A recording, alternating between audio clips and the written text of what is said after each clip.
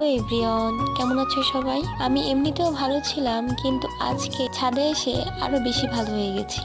একটার পর একটা গিফট পেতেই আছি। ছেদের দেওয়া এই মূল্যবান গিফটগুলো আমার কাছে অনেক অনেক দামি। দেখো, দুটো নয়নতারা গাছের মধ্যে একটি টমেটো গাছ হয়ে বসে আছে একা একাই। আর এই প্যাকেটে তো একটা বেগুন গাছ লাগিয়েছিলাম, যেটা পরে মারা গিয়েছে। কিন্তু সেই প্যাকেটেই একটা পেঁপে গাছ আপনা আপনি হয়ে বসে আছে। এই পেঁপে গাছটাকে আলাদা করে উঠিয়ে সাইডে রেখে দিয়েছি পরে লাগাবো বলে। আগে বড় এই টমেটো গাছটাকেই লাগিয়ে নিই, কারণ এই গাছটি অনেক বড় হয়ে গিয়েছে। দেখো, এই প্যাকেটে আগেই মাটি প্রস্তুত করা ছিল, তাই এর সাথে সামান্য কিছু পরিমাণে সার আমি মিশিয়ে দিয়েছি। দিয়ে মাটিটা ভালো মতো মিশিয়ে তারপরে টমেটো গাছটাকে আলতোভাবে উঠিয়ে এই ব্যাগে আমি লাগিয়ে দিচ্ছি। আগের টমেটো গাছগুলোতে তো আমার অনেক অনেক ভরে ভরে টমেটো হয়েছে, তার ভিডিও না হয় আমি তোমাদের সাথে পরেই শেয়ার করব।